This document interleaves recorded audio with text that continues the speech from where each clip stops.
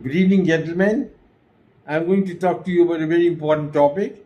I'm going to talk to you about the latest battle between Iran and Israel, and I'm going to give you the military assessment based on the principles of war as laid down by the great General Clausewitz. You all know about it. Clausewitz had enunciated 10 principles of war, and I will keep these principles in mind, and you can see them on the screen, what the principles are for your knowledge.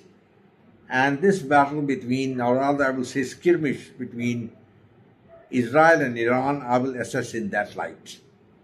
Firstly, as you know, the battle started when the Israelis came to know by the intelligence that the Iranian leadership, the top general of the Revolutionary Guard, were in an embassy, I think in a room close to the embassy, and they were planning their activities, how to attack Israel. They didn't know a thing about it till the Israelis hit them with precision bombing and attack, and unfortunately, these good generals, all of them died. Now, that was the start. Israel had achieved a great victory, I will say, in that to have decimated the top leadership, the top generals, and Iran had to react. See, the situation was such in the Middle East that Iran had been talking a lot against Israel for so many years, and now when they had lost their top generals, they had to react. They had to do something, and they were thinking what to do. And they wanted to do something which would be spectacular in the sense the world sits and says, "Ah, Baba, this is something which has been done." Well, the Israelis had support. They had support from Jordan, they had support from the British, the RAF, and the American Air Force. And they were all placing their guns ready for what's going to happen next. So Israelis decided to launch drones, rockets, and ICBMs to decimate Israel. But they took care, I will tell you, to attack only the military targets, and they didn't want to create damage in the civilian areas. That was the plan. But perhaps they overestimated their strength. They thought 313 missiles is a very big thing. It'll go and create havoc in Israel. Unfortunately, nothing happened. All the 313 missiles were shot down. The drones, the rockets, the ICBMs became a big zero. And I think this is what has hurt the Iranian prestige in the world. You couldn't even get a single missile. I think one got through and went and fell in some ditch or something. I saw a photograph of that missile. But the fact remains the Iranian attack was an abject failure. Why it was a failure? The intelligence was poor, their professionalism was questionable, and they hadn't planned their attack properly. There's no proper planning, no administration. I don't think. You just don't launch missiles, just have the heck of it thinking that they're going to go through. You should know what is the strength of the enemy. They hadn't anticipated what is the strength of the enemy at all. And that is a very big drawback in the Iranian military. I mean, I think it must be a bit of a disgrace that if you launch 313 missiles and none get through, even one doesn't go through. No damage was caused in Israel, but Israel had to react, and the Iranians were wondering and bracing up for an attack. The Iranian parliament, of course, had a great celebration after the attack, but later on, I think they must have sobered down and realized that bloody hell, we achieved nothing. All of missiles and drones got shot down. It's not a big credit at all. It reflects very poorly on the Iranian armed forces. Now let's say what Israel did. Now the Americans, with the biggest backers of Israel, were not interested in attacking Iran at all. No, we don't want to attack. Why? Because they're embroiled in Ukraine and trying to defeat Russia, and there's a big danger in the South Pacific, in the East Pacific, and they don't know what to do. China is blowing hot and cold on Formosa, and the Philippines are being threatened, so America has to keep its guard up there. So they didn't want to get entangled with Iran. I mean, it's a moot point that Iran ultimately is going to be a bigger danger, but at that time they advised Israel, you won a great victory, don't relax, don't attack Iran.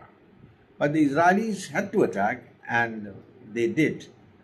And they selected a city in central Iran, not a city on the seashore or something we could reach.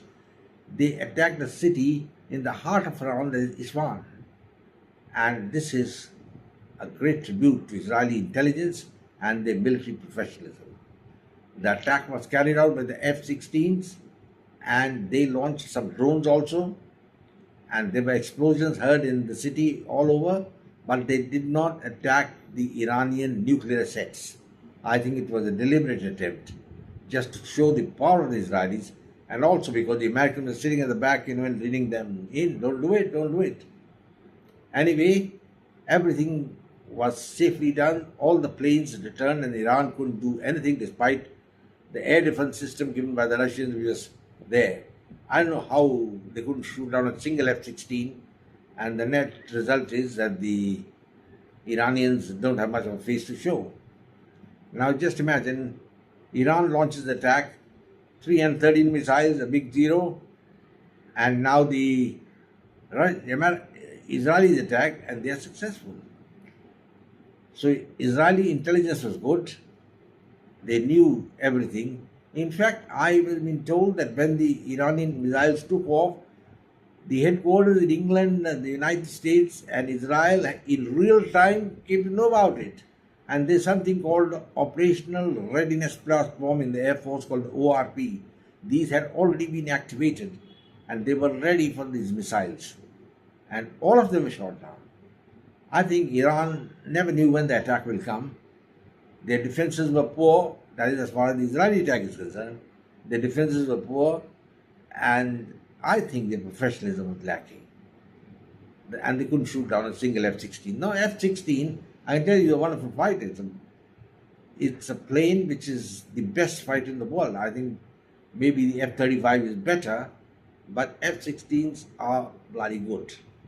And they were the ones which bore the brunt of the attack on Iran. Now, what is Iran going to do next? I think Iran is going to attack Israel as a revenge. But probably they won't launch any more rockets and missiles because they don't get through. So they will attack through Hezbollah and the other terrorist organization, Hamas. But the Iranian leadership, I don't know what's going in their mind. They must remember that when you get into bed with terrorists, then you are apt to be at their mercy. And the terrorists never know when they're going to turn against you. They just turn and say, bye-bye, your old friendship is over. So Hamas has been facing a tough time somehow. I think their top leadership is decimated and only top man little. Its terrorist organization in the real sense. It's taken some hostages and is bargaining on those hostages. I don't think any chivalrous person will take hostages and bargain on them. The very fact that they are bargaining on those hostages is a sign that they are an absolute terrorist organization and must be decimated. Iran may be supporting them, but I think Hamas on the last legs. As far as Hezbollah is concerned, they've been raining rockets on Israel, and some of their leaders have been killed, and they're going to have a tough time ahead.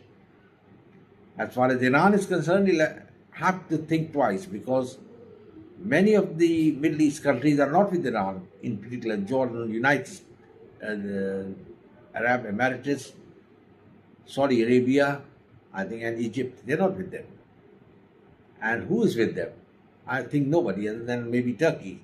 But Turkey also has to think twice because some of the planes which took off for this attack to stop the missiles of Iran took off from Turkey, the Itrit Mace, and some took off from the RAF base in Cyprus. And then there was also the Jordanian Air Force which was taking part. And I think Iran would remember that all the Islamic states are not with them. So, gentlemen, everything is in a cauldron and we have to wait for the next step. And I think the next step is going to be very decisive because we don't know what Iran is planning. It doesn't have any nuclear bomb at the moment, but recently the president of Iran made a visit to Pakistan. Now, when he went to Pakistan, and the Pakistanis are now getting worried because probably, it's my assessment, may not be true, that he went there to ask for some nuclear know-how. And in return, he had said that probably we'll give you billions of dollars because the Pakistan economy is in doldrums. But America has given a threat to Pakistan, and I don't think Pakistan is going to give any nuclear secrets to Iran. So that is the purpose of the Iranian visit. And because the Iranian president, I think, knows that Iran doesn't have the technical capability, even if they have a nuclear bomb ready, to launch it. That's very important. You must have the delivery system. I don't think Iranians have got it. And the best part of the whole thing is that Iran probably would have realized by now that everything is not rhetoric. Rhetoric is you keep shouting, we'll do this, we'll do that, but the end result is a big zero. They have been able to do nothing. And even Hezbollah has achieved nothing. Hamas is on its last legs, despite all the support. And the Yemenis, I don't think have any strength left, The Americans have been bombing them. In Iraq, the Refugee Guard, which is in position there, has been bombed by the Americans. And I think I was reading the other day that from Syria, some of the Iranian troops are going to be removed. And first question is why these troops are doing there in Iran and Iraq. Because if the idea they're going to fight Israel or something is out of question, I don't think they have the professional competence. And they're going to survive in case in a battle. It will be the same case as to what happened to the famous presidential guard of Saddam Hussein. You remember they were supposed to be very formidable. And everybody was talking about the professionalism of the guard. But when the battle took place and the Iranians, when the Americans and the French and the British moved in, what did the guard do? Hands up, give up. They were all shot, some of them captured. They never put up a fight anyway. And the same thing had happened in 92. This guard did nothing. And then the sanctions were put on Saddam Hussein. I think he would have been a little more sensible and he would have survived. Now, gentlemen, the situation is that Iran has antagonized the Americans, and despite the problem which they have got, Americans, you mustn't forget that they're the biggest power in the world. And they're so far backing Israel. I don't think they leave Israel. And Israel's got a really professional force. And this has come out in the present conflict. And Iran has to think twice before they do anything further. Gentlemen, I'll close now. As for the principles of war, the Iranian performance has been poor. The Israelis are the key winners. If you like my video, please share it with your friends. Subscribe and come back for more. In the meanwhile, I'll say God bless. Look after yourself.